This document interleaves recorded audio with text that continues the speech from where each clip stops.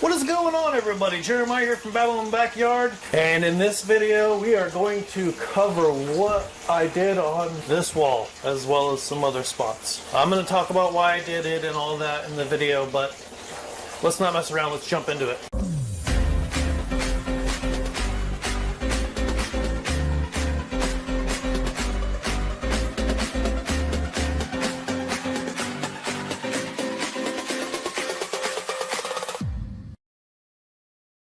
Alright, so I cut these plywood strips using the plywood that I used when I created the foundation for this greenhouse. And I'm needing these strips so that I can put in these cedar shakes. I have to have a spot where the shakes can overlap, and the thicker part is the area where I'm attaching it. I'm going to have to cut some of these down for this top piece right here. And I have other spots where I have the same height that I have to repeat, so I'm going to use half boards. Alright, now moving to the big wall, I've got some funky little things happening down here at the bottom where you see these planks are running across. I wanted to have planks that can be added or removed so that I can get to the back wall where I'm going to be doing vertical growing. So I framed around those planks so that I could attach half shakes and leaving this pocket open down below so that I can add or remove my planks that go across the pond. Most of the time these planks will be off the pond so that I can see the fish though.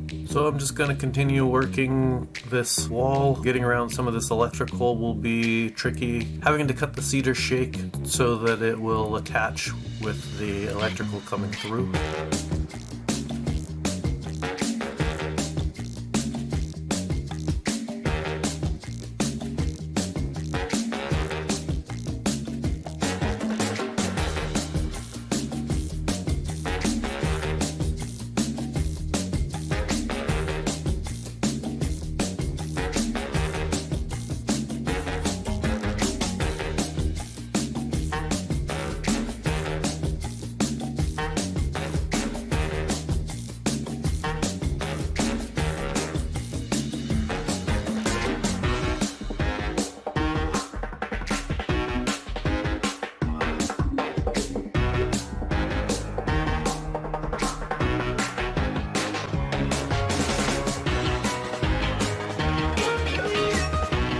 I had been getting a little excited about getting all this shake on the wall that I forgot that I needed to finish insulating. Most of this has the styrofoam insulation that I just had around and I needed to either use or throw away, and so I got it installed in here. And I had some rock wool insulation that I was also going to use in here, and so that's what I am throwing into the walls now.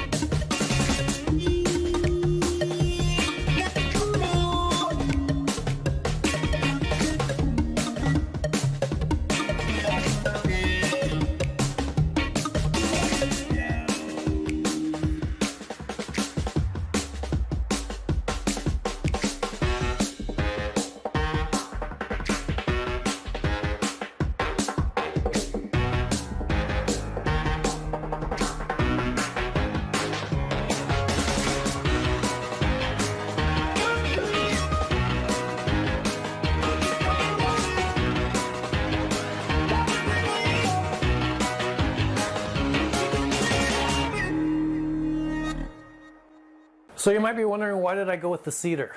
Well, it wasn't because of the money, that's for sure. Cedar is not cheap. There was a couple reasons. One, there's a lot of moisture building up in this greenhouse.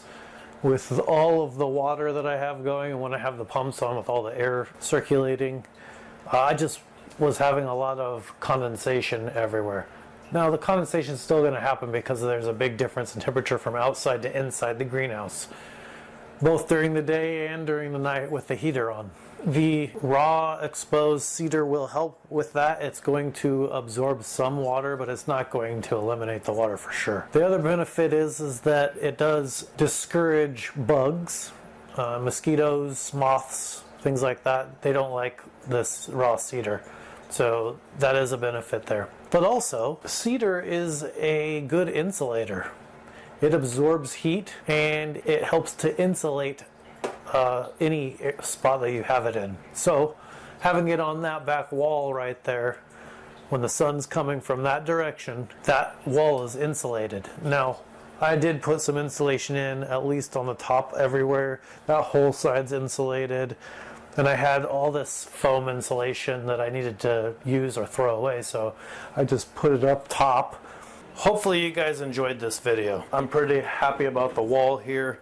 It smells amazing in here. If you liked the video, make sure you give it a thumbs up. And don't forget to go subscribe to the channel.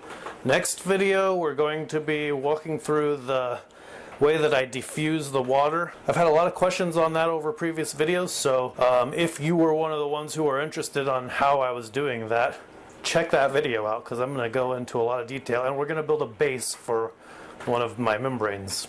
Don't miss any of this good stuff we've got coming. Check some of these other videos out if you haven't already, and we'll see you in one of those ones. Thanks for checking this one out. See you later.